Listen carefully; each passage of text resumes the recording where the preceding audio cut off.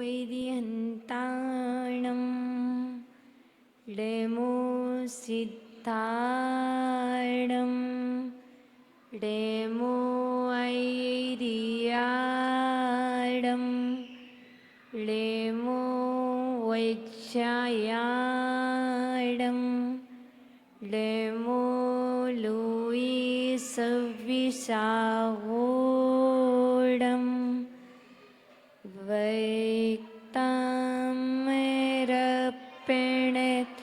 मौलमेणे प्रवाणा मोत्योत्तकं दलित्यपा पेतामोवितानम् यत्प्रणं मे जिनेपा देयुगं युगादा वालम्बनं भवजले पतितां जनानां यैः शान्तिरागि पृथिवी परमाणुविस्तं नैरेमापि तस्त्रिभुवनै केललामुभूत तावन्ते खलु ते प्रणवाः पृथिव्यां यत्तेषामान्यमपिरं नहि रूपमस्ति। बोली देवादिदेवी कजर प्रथम तीर्थंकर आदि ब्रह्मादिनाथ भगवान की। बोली देवादिदेवी कर मूल नैक श्री सुमतिनाथ भगवान की। अंतिम तीर्थेश वर्तमान शासन नैक श्री महावीर स्वामी की। परम पूजनीय आचार्य भगवान श्री मानतुंग स्वामी की। प्रातः स्मरणीय सारस्वत कवि नय चक्रवर्ती मम गुरुवरी आचार्य वंश शिक्षण विभव सगजी मामुनिराज की।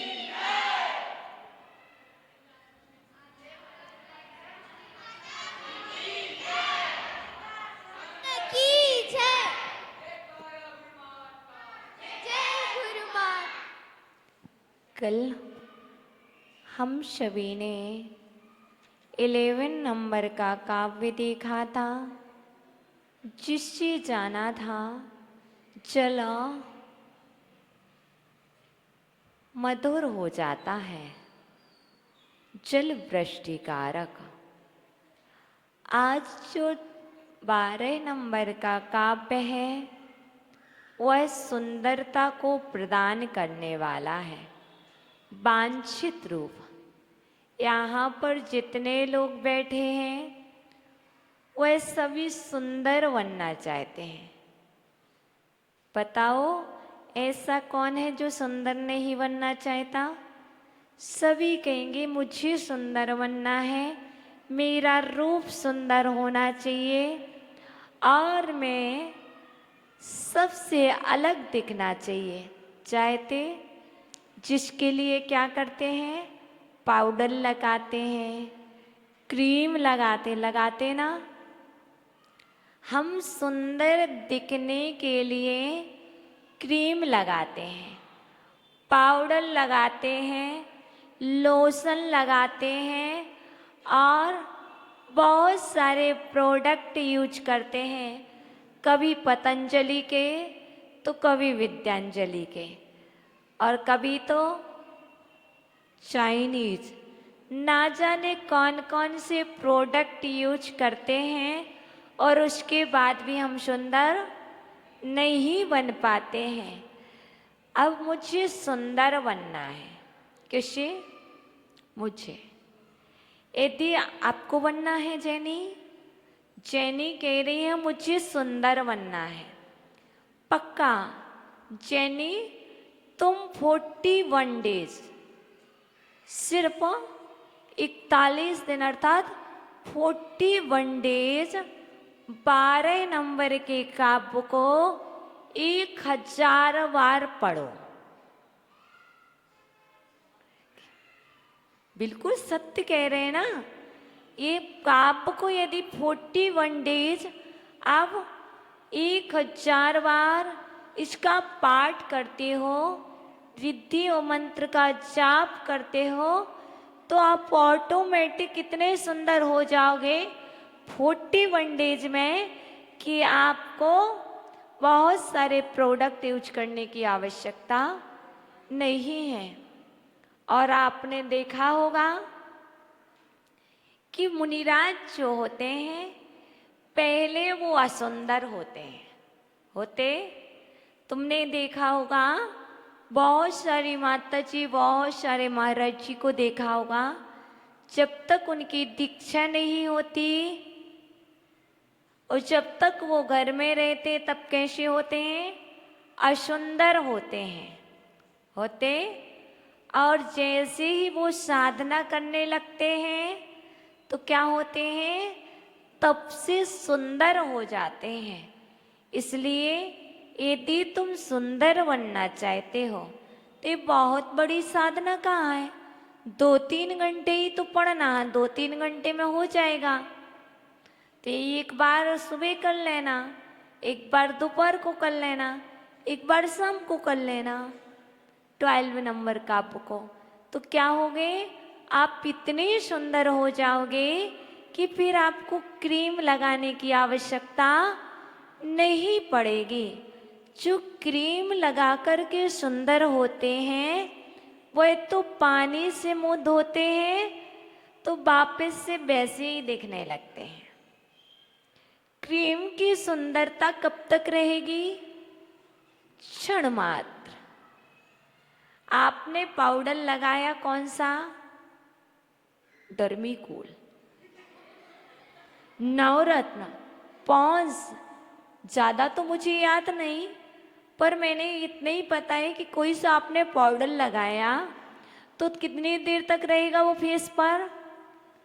जब तक गर्मी पसीना पुना से नहीं आए तभी तक। जैसे ही पसीना आएगा तो वो आपका पाउडर गायब हो जाएगा ना।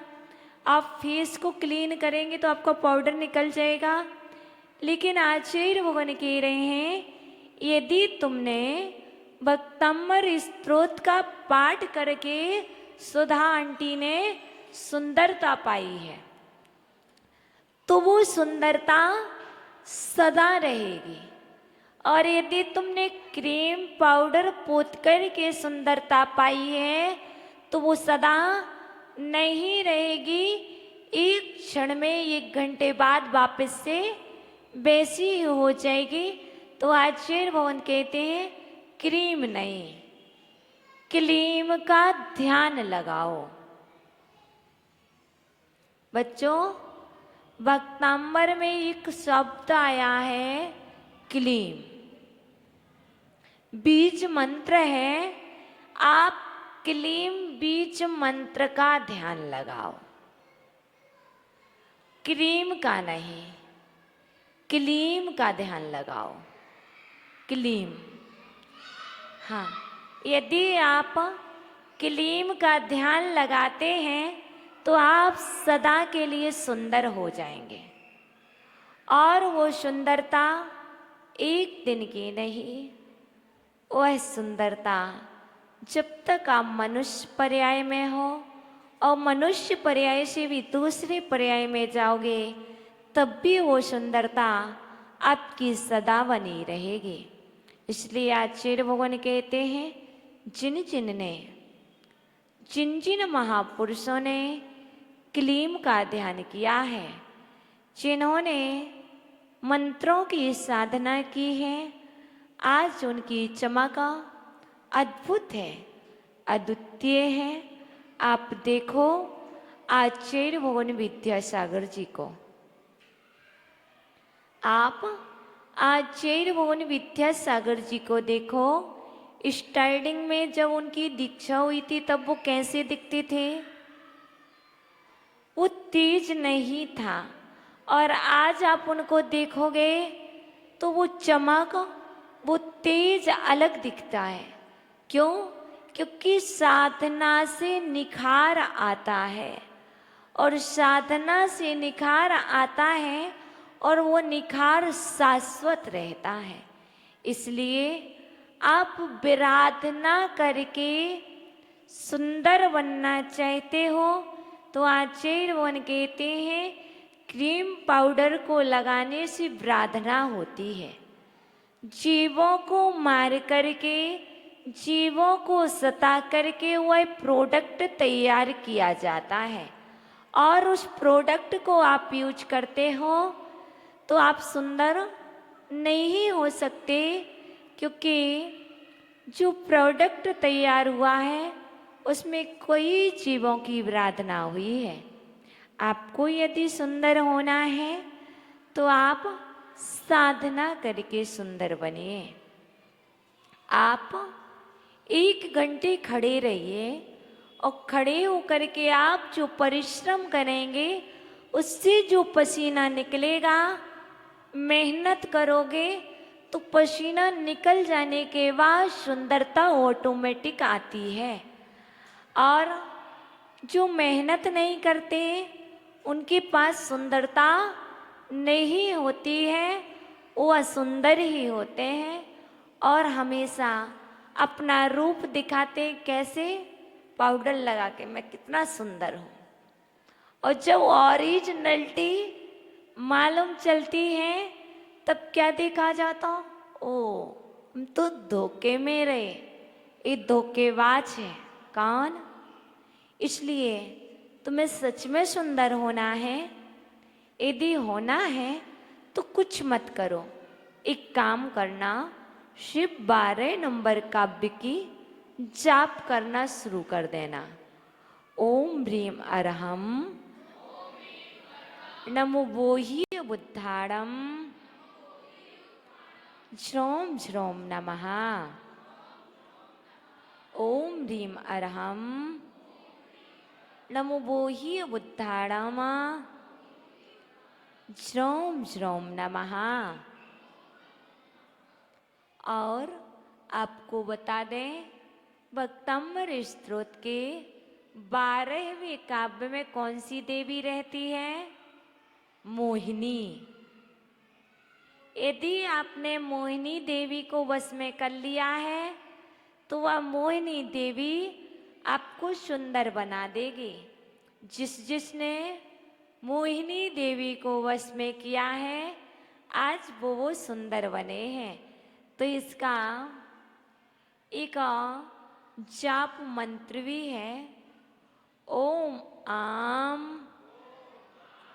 ओम आम आम अह अहा सर्वराजा प्रजा प्रजा मोहिनी सर्वोच्चवश्यम कुरु कुरु।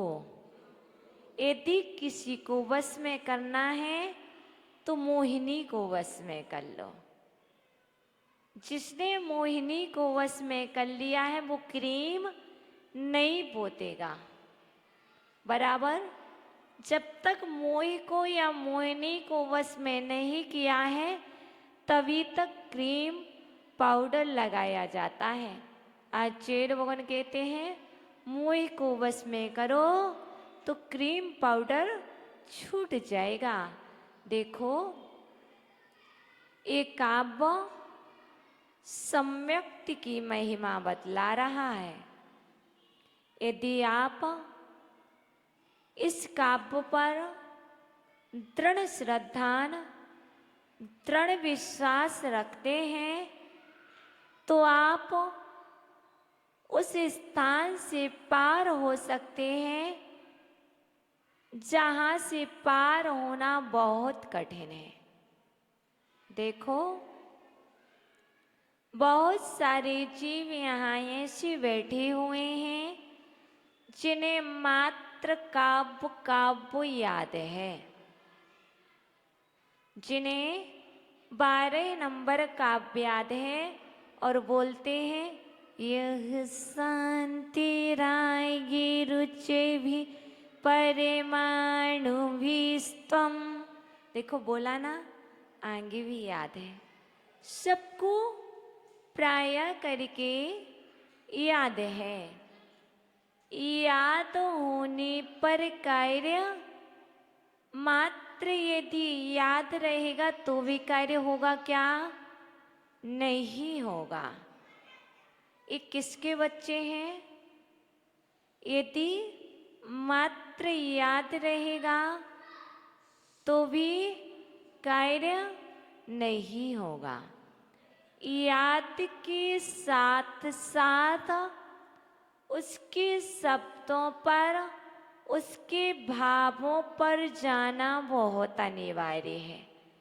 हे परमात्मा, क्या जिन शांत परमाणुओं से आपके देह की संरचना हुई है, क्या वो परमाणु पृथ्वी पर उतने ही थे और नहीं थे? इसलिए आचार्य भगवान कहते हैं कि आप काव्य के साथ साथ काव्य के भाव को समझो।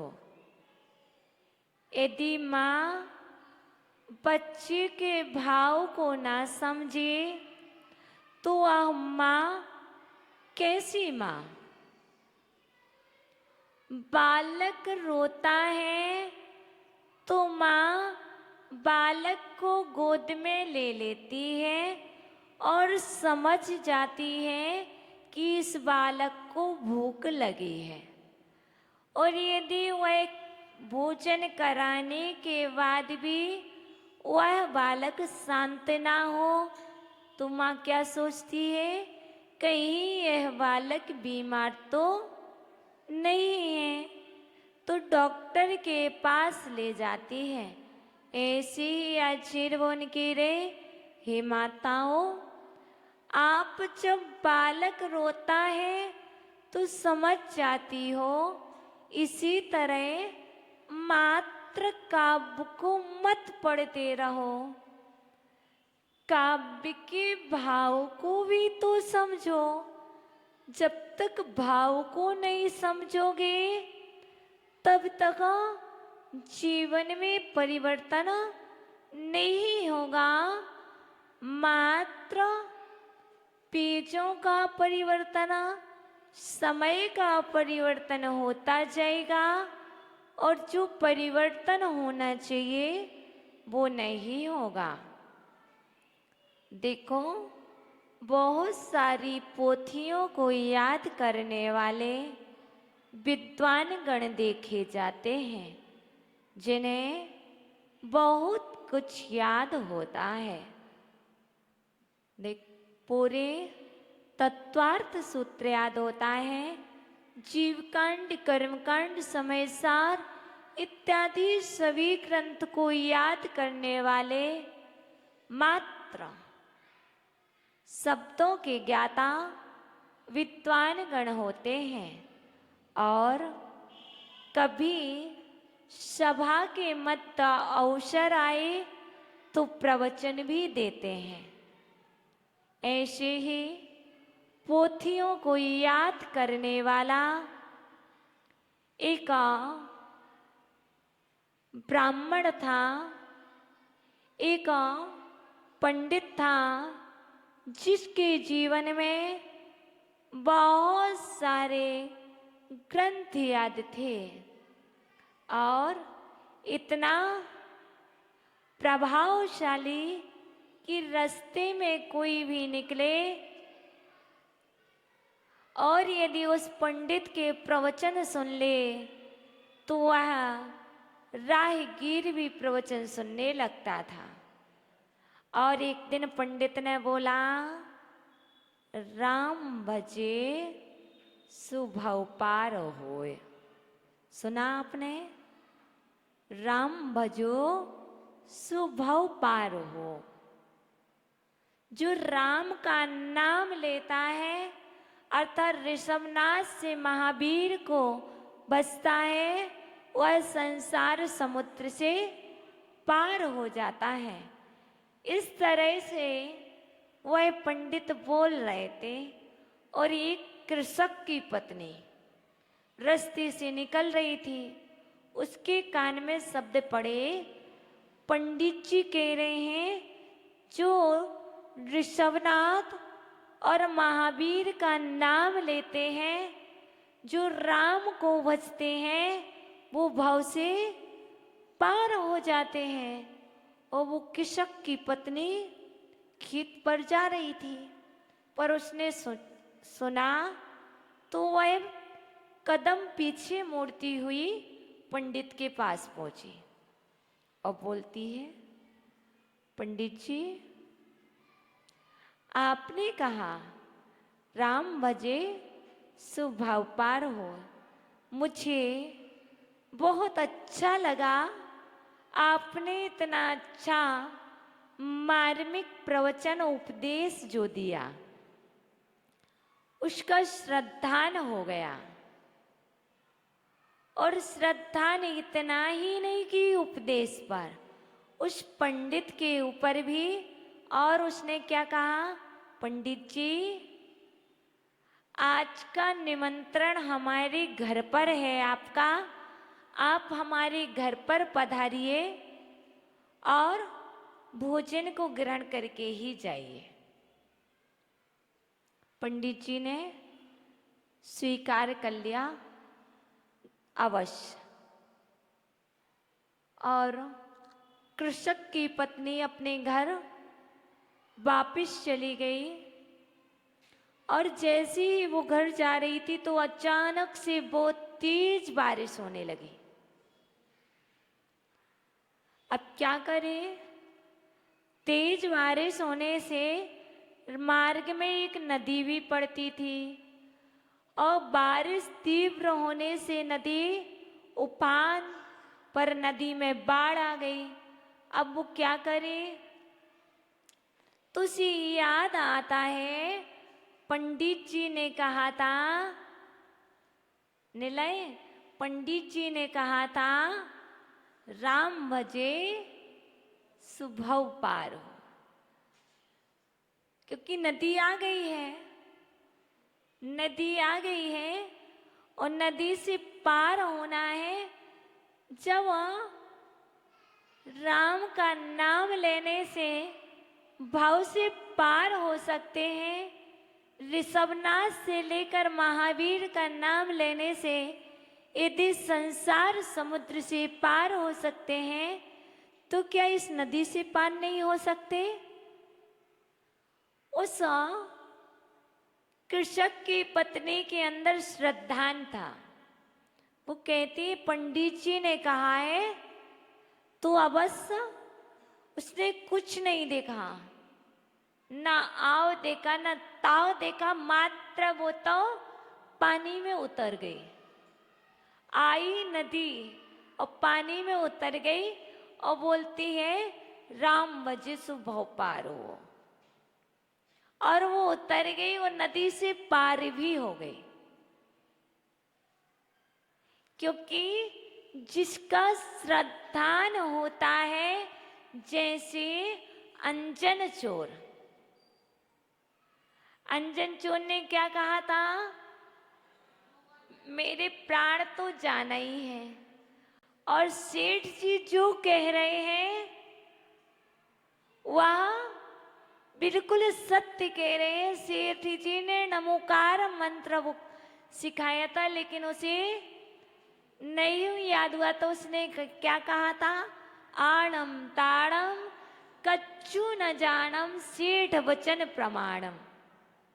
सेठ जी ने कहा था जो नमोकार मंत्र पढ़ेगा और ये सीके काटेगा, उसे आकाशगामी विद्या सिद्ध होगी।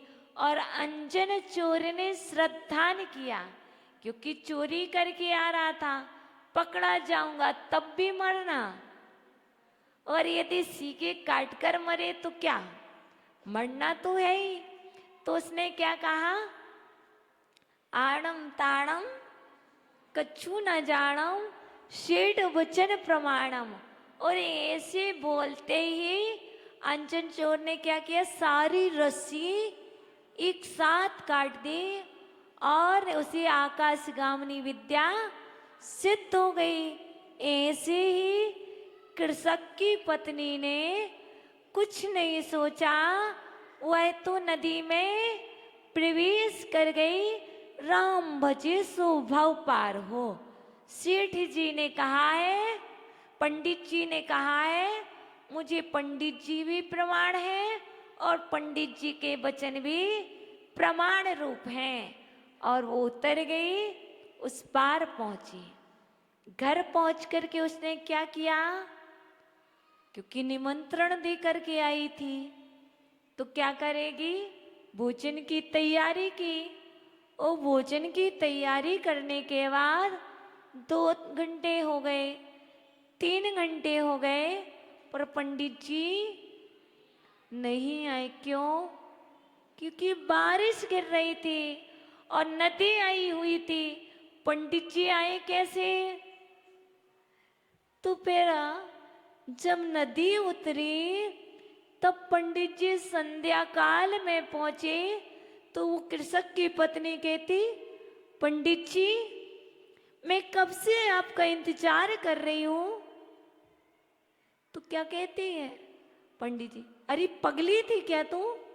तुझे इतना भी समझ में नहीं आया कि नदी आई थी, बारिश हो रही थी, कैसे आता? ओ, और वो कृषक की पत्नी कहती, पंडित जी आपने ही तो कहा था राम भजे स्वभाव पार हो, और मैं आई तब भी नदी आई थी, मैं तो नदी से पार हो गई और पंडित जी वही पर। अर्थात ऐसा ही है कि हमें काव्य तो याद है, हम कहते हैं इस काव्य से सुंदरता की प्राप्ति होती है, और हमारा ही श्रद्धान नहीं है। और जो श्रद्धान करता है वह तो पार हो जाता है, और जो श्रद्धान नहीं करता वो वहीं पर डूब जाता है। ऐसे ही बहुत सारी घटनाएं हैं, और जिन घटनाओं से हमें शिक्षा मिलती है। ये स्टोरी, ये कथाएं आपके लिए शिक्षा के लिए हैं। आप शिक्षा को ग्रहण करें। देखो, 2 मित्र थे, 2 मित्र थे। एक आर्जव, दूसरा निलय। आर्जव कहता चुप रहो, निलय कहता नहीं। ऐसे ही 2 मित्र थे, एक बड़ेक पुत्र, एक बड़ेक पुत्र और दूसरा मंत्री पुत्र। ठीक है, एक बड़ेक पुत्र, एक मंत्री पुत्र। जैसे आर्जव और निलय है ना, 2 पुत्र थे। दोनों पुत्र गुरु महाराज के पास गए। जैसे दोनों यहाँ पर क्लास में आए ना, किस लिए? भक्तामृत स्तोत्र सीखने। तो ऐसे ही दोनों पुत्र मुनिराज के पास गए और मुनिराज से ज्ञान का अर्जन कर रहे थे। और दोनों एक ही चीज पढ़ रहे थे, भक्तामृत स्तोत्र। और दोनों ने भक्तामृत स्तोत्र के 12वें काव्य को पढ़ा। और दोनों में से एक ने तो उसको, जो बड़ेक पुत्र था, जो वैश्य पुत्र था, उसका मात्र काम क्या था? जैसे निलय का काम क्या है? निलय मान लो कि बड़ेक पुत्र है, निलय सोच रहा है कि मात्र एग्जाम ही तो होना है, एग्जाम ही तो होना है, तो काव्य बस याद कर लो, है ना जेनी? काव्य बस याद कर लो, काव्य को याद करने से हमारा काम तो हो जाएगा। तो क्या किया बड़ेक पुत्र ने? भक्तामृत स्तोत्र के 12वें काव्य को याद कर लिया। और दूसरा मंत्री पुत्र था, मंत्री पुत्र ने काव्य पढ़ना भी सीखा, काव्य के अर्थ को भी जाना, रिद्धि को भी जाना, मंत्र को भी जाना और उसके फल को समझा। जैसे आर्जव, आर्जव कैसा है? मंत्री पुत्र है। और मंत्री पुत्र कैसा होता है? प्रज्ञावान होता है। तो मंत्री पुत्र क्या कर रहा था? काव्य भी सीख रहा था, काव्य के साथ अर्थ, अर्थ के साथ मंत्र, मंत्र के साथ रिद्धि। और इसका फल क्या है? तो मंत्री पुत्र ने सब कुछ सीखा। और जब दोनों अपने अपने घर पहुंच गए, पढ़ाई करने के बाद काव्य सीख लिया, अब तो घर चलो, 12वें नंबर का काव्य हो गया, अब घर चलो। पहुंच गए तो मंत्री पुत्र ने क्या किया? उस काव्य की आराधना करना प्रारंभ कर दिया। और जब मंत्री पुत्र ने काव्य की आराधना की तो एक देवी आई और देवी ने उसे एक कामधेनु गाय दे दी। जब मंत्री पुत्र की साधना से देवी आई तो देवी ने उसे क्या दे दी? कामधेनु गाय। अब मंत्री पुत्र जब भी उस गाय का दूध जिस बर्तन में रखता तो सोने का, और जिस चौका लगाना, किसी को भोजन कराना, तो मंत्री पुत्र उस गाय का दूध यदि भोजन पर छिड़क देता तो नाना प्रकार के व्यंजन तैयार हो जाते, क्योंकि कामधेनु गाय, जो भी इच्छा होगी वह कार्य होगा। तो जैसे ही मंत्री पुत्र उस गाय का दूध जहां भी डालता, जिस पात्र में रखता, जहां भी करता, वो सब चीज सोने की हो जाती। जो इच्छा होती मुझे सभी का भोजन कराना, अब वो क्या करेगा? दूध लेगा और सभी जगह छिड़क देगा, तो क्या होगा? सारा भोजन तैयार, और पूरे नगर के लोग भोजन कर जाए फिर भी भोजन समाप्त ना हो। ये सब उसके लिए कहां से मिला? क्योंकि मंत्री पुत्र ने मात्र काव्य को याद नहीं किया था, मंत्री पुत्र ने काव्य को भी याद किया, काव्य पर श्रद्धान किया, गुरु पर श्रद्धान किया, मंत्र और रिद्धि पर श्रद्धान किया, और श्रद्धान के बाद उसने साधना की। उस साधना के प्रभाव से उसे सब कुछ मिला, और इसके बाद वह मंत्री पुत्र से बड़े पुत्र ईर्ष्या करने लगा।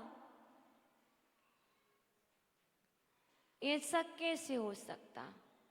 लेकिन ईर्ष्या करने की बात नहीं है। तुम भी पढ़ो, पढ़ाने वाला तो एक ही है, सिखाने वाला एक ही है। कोई हुआ होगा जो श्रद्धान से सुनेगा। माना कि यहाँ पर 100 लोग बैठे हैं, यदि 100 लोगों में से किसी एक ने भी श्रद्धा निकल लिया तो उसका भला हो जाएगा, और जिसने नहीं किया वो जहाँ था वह वहाँ रहेगा। तो ये तो अपने अपने श्रद्धान का विषय है, ये तो अपने अपने विश्वास का विषय है। आप बहुत सारे लोगों से प्रत्येक वर्ष भक्तामृत स्तोत्र को पढ़ते हो, और 365 दिन में 355 दिन तो इसका पाठ भी करते हो और भी साधना करते हो, पर अभी तक साधना तो की है, श्रद्धा नहीं हुआ है। श्रद्धा न होने के कारण कार्य भी नहीं हो रहा है। इसलिए आचार्य भगवान कहते हैं श्रद्धा रखो, विश्वास रखो। जैसे ही विश्वास पड़ेगा तो सब कुछ होगा। सफलता आपके कदम चूमेंगे। इसलिए जो पढ़ाई करता है, जो पढ़ाई करता है वह पास अवश्य होता है। जो पढ़ाई नहीं करता है, मात्र एग्जाम में बैठा रहता है, वही फेल होता है। जो पढ़ाई करे और एग्जाम में लिखेगा वही पास होगा। इसी तरह तुम पढ़ोगे और तुम लिखोगे तो तुम भी एक दिन पास अवश्य होगे। हो सकता है पढ़ाई तो बहुत की, लेकिन अभी तक पास नहीं हुए हो, क्योंकि पढ़ाई की थी लेकिन एग्जाम में जाने के बाद हमने लिखा नहीं था। अभी तक की अपनी स्थिति क्या है? मैंने पढ़ाई तो की है, पर जब एग्जाम आता है तो हम लिखते नहीं हैं। लिखने से तात्पर्य है जीवन में लिखने से, लिखने से तात्पर्य है आचरण में लाने से। अभी तक सिर्फ पढ़ा पढ़ा है, सुना सुना है, सुनाया सुनाया है, अभी तक तो लिखा ही नहीं है। एक भी बार नहीं लिखा। अब वो दिन आ गए हैं, तुम लिखने लग जाओ, तुम आचरण में उतारने लग जाओ तो तुम पास हो जाओगे। सच में पास होना है। सच में यदि पास होना है तो आप इसका अर्थ अच्छे से समझो, और जब भी पढ़ो तो याद आए। जैसे कल आपने बोला था, दृष्ट्वा भवन्तमनिमेष विलोकनीयम् नान्यत्र तोस्यमुपयाति न जनस्य चक्षु पीत्वा पयाससिकरद्युतिदुग्धसिन्धो सारम जलम जलनिधे रसितुम का इच्छित। हे भगवान, जिसने क्षीर समुद्र का निर्मल जल पी लिया है, वह क्या लवण समुद्र का खारा पानी पीना चाहेगा? अर्थात नहीं।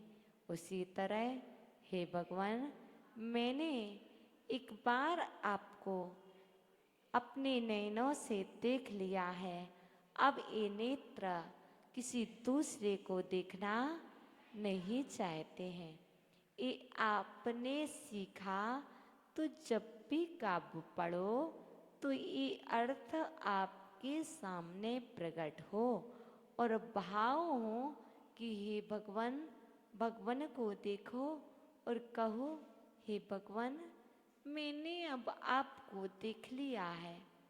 अब ये नेत्र संतोष को प्राप्त हो गए हैं।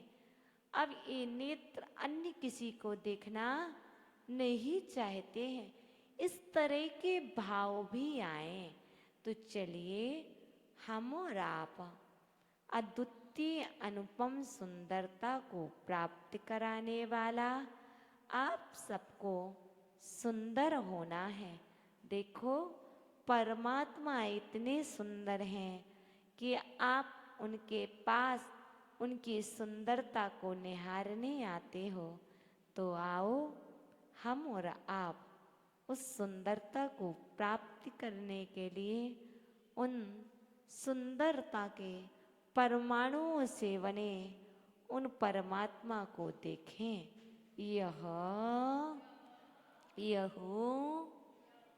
यह नहीं, ये शांति रागी रुचि परिमाणु विस्त्वम्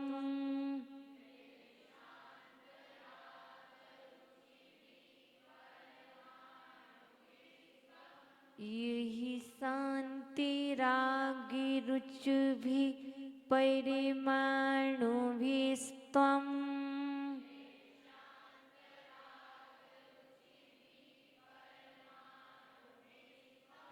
यह शांति रागी रुचि भी परिमाणु भी स्वम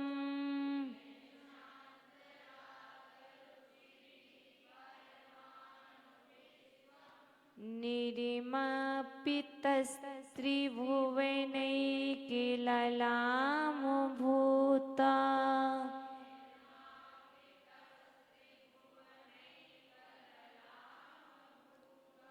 निर्मापितस् त्रिभुवनैक ललामभूता तावन्तेव खलु तिप्यणवः पृथिव्यां यत्ति समान मपरम नहि रूपमस्ति यह शांति रागी रुचि भी परिमाणु विस्त्वं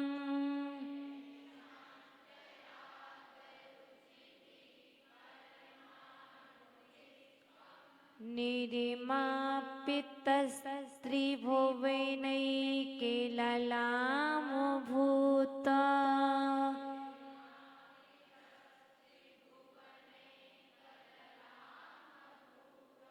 निर्मापितस्त्रिभुवनैकललामभूता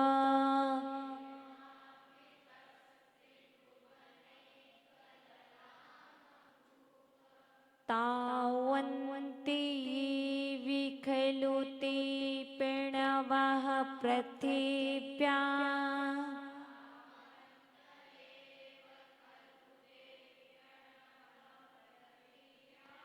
तावन्ति विखलु ते प्रणवः पृथिव्या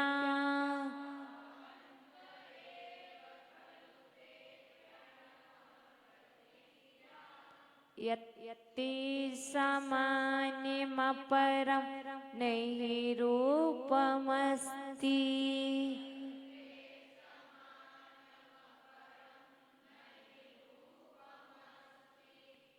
सभी बच्चे भैया लोग याद एक साथ उच्चारण करेंगे।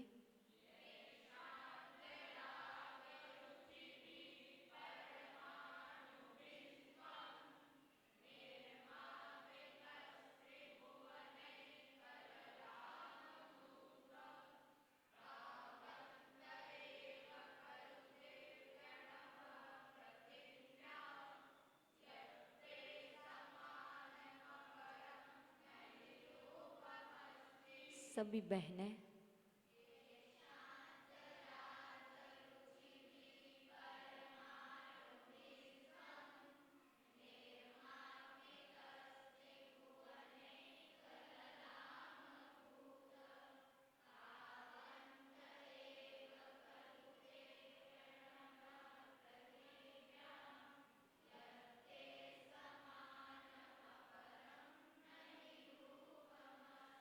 सबको उच्चारण आ गया। ते प्रणवः प्रणवः प्रणवः ते प्रणवः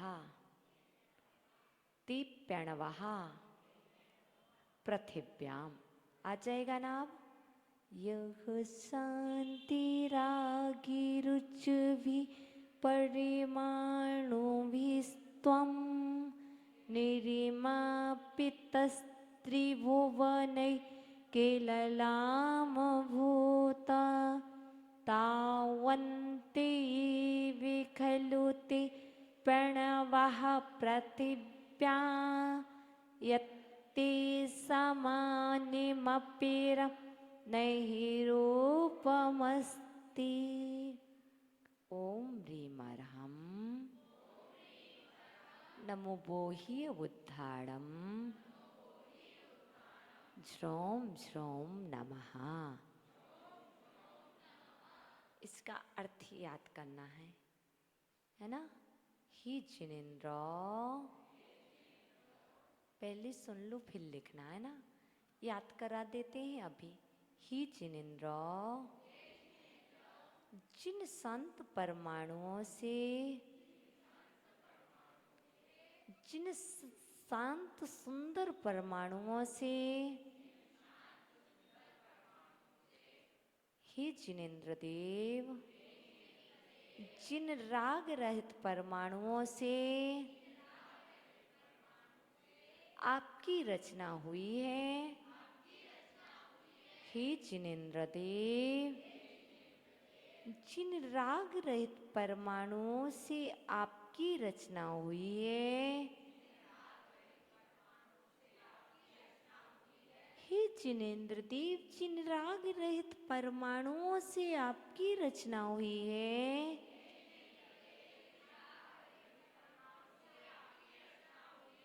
ऐसा लगता है पृथ्वी पर भी उतने ही परमाणु थे। ऐसा लगता है पृथ्वी पर भी उतने ही परमाणु थे।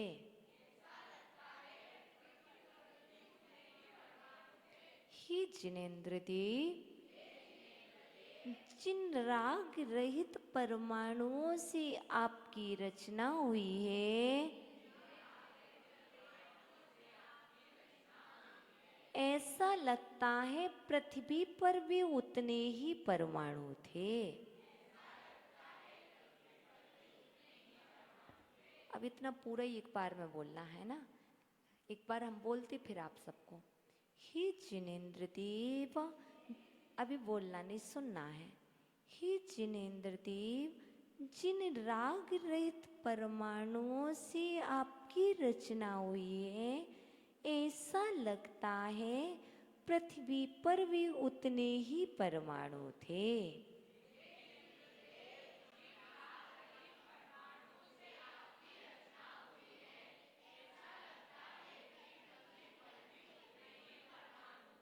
हे जिनेन्द्र देव जिन राग रहित परमाणुओं से आपकी रचना हुई है, ऐसा लगता है पृथ्वी पर भी उतने ही परमाणु थे।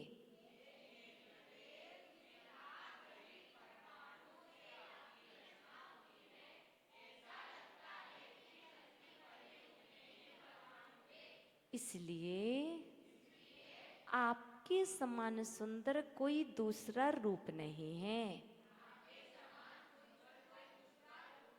इसलिए आपके समान सुंदर कोई दूसरा रूप नहीं है। इसलिए आपके समान कोई सुंदर दूसरा रूप नहीं है। अब एक बार में हम पूरा बोलते हैं फिर आपको बोलना। हे जिनेन्द्र देव जिन राग रहित परमाणुओं से आपकी रचना हुई है, ऐसा लगता है भी पृथ्वी पर उतने ही परमाणु थे। इसलिए आपके समान सुंदर कोई दूसरा रूप नहीं है। हे जिनेन्द्र देव जिन राग रहित परमाणुओं से आपकी रचना हुई है, ऐसा लगता है भी पृथ्वी पर उतने ही परमाणु थे। इसलिए आपके समान सुंदर कोई दूसरा रूप नहीं है।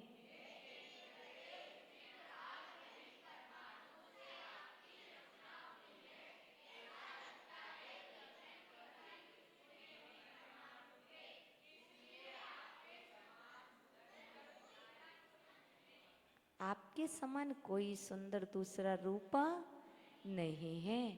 ये 12वें नंबर काव्य का अर्थ है।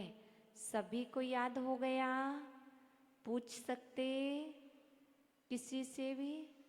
हे जिनेन्द्र देव जिन जब अपन पढ़ते हैं ना तो ऐसे हाथ जोड़ के बोलना, सुनना फिर बोलना। यही शांति गिरुचिभिः परिमाणुभिस्त्वं निरिमापितस्त्रिभुवने किललामभूत् तावन्ते विखलुति प्रणवः पृथिव्यां यत्ते समानिमपि नैहि रूपमस्ति। हे जिनेन्द्र देव, जिन राग रहित परमाणुओं से आपकी सुंदर रचना हुई है, ऐसा लगता है कि पृथ्वी पर भी उतने ही परमाणु थे, इसलिए आपके समान सुंदर कोई दूसरा रूप नहीं है। तो बताओ, हाथ खड़ा करो, कौन बताएगा? अब हम पूछें, कौन सुनाएगा?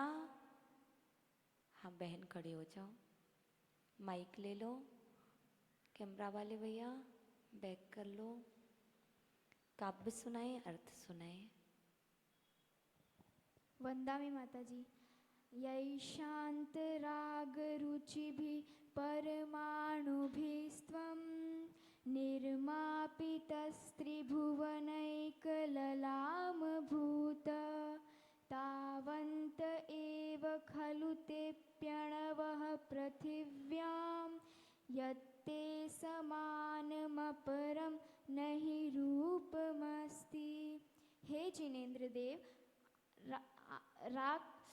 जिन राग रहित परमाणुओं से आपकी सुंदर रचना हुई है, ऐसा लगता है वो परमाणु पृथ्वी पर ही थे, उतने ही थे। इसलिए आपके समान दूसरा सुंदर रूप कोई और नहीं है। बहुत अच्छा। और कौन सुनाएगा? हाँ भैया, खड़े हो जाओ, प्राशो। वंदन माता जी। यही शांत राग रुचिभिः परमाणुभिस्त्वं निर्मापितस्त्रिभुवनैकललामभूतं तावन्त एव खलु ते प्रणवः पृथिव्यां यत्ते समानमपरं नहि रूपमस्ति। हे जिनेन्द्र देव, जिन राग रहित परमाणुओं से आपकी रचना हुई है, ऐसा लगता है कि धरती पर उतने ही परमाणु थे, इसीलिए आपके समान कोई सुंदर दूसरा रूप नहीं है। और आर्जो, निलय, कोई खड़े हो जाओ, ये आर्जो खड़े हो जाओ। माता जी, अर्थ सुना दो? हाँ, अर्थ सुना दो। हे जिनेन्द्र देव, जिन राग रहित परमाणुओं से आपकी रचना हुई है, उतने ही परमाणु पृथ्वी पर थे, इसलिए आपके समान दूसरा कोई और सुंदर नहीं है। बहुत अच्छा। और कोई आगे वाली लाइन में से आप सुनाओगे? चलिए सुनाइए बेटी। माता जी, अर्थ सुना। हे जिनेन्द्र देव, जिन राग रहित परमाणु से आपकी रचना हुई है, ऐसा लगता है कि पृथ्वी पर भी उतने ही परमाणु थे, इसलिए आपके समान कोई सुंदर रूप नहीं है। बहुत अच्छा। इस तरह से काव्य आपको याद है, भावार्थ आपको याद करना है। जब भी आप काव्य बोलें तो अर्थ आपके मस्तिष्क में चलना चाहिए कि मैं भगवान को क्या बोल रहा हूँ, क्योंकि आपको मालूम ही नहीं होगा कि हम बोल क्या रहे हैं, अर्थ मालूम नहीं होगा तो आपके भाव भी नहीं लगेंगे। इसलिए भावार्थ सहित आने पर ही भाव लगते हैं। यदि भावार्थ मालूम है और फिर आप पढ़ोगे तो आनंद की अनुभूति आएगी, और यह काव्य सुंदर रूप प्रदायक है।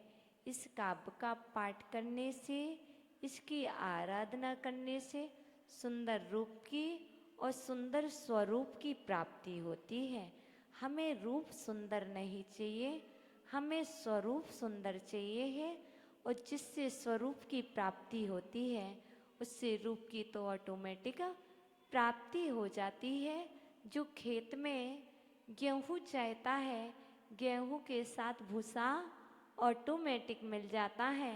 ऐसे ही स्वरूप की प्राप्ति का लक्ष्य रखो तो रूप की प्राप्ति अवश्य हो जाएगी।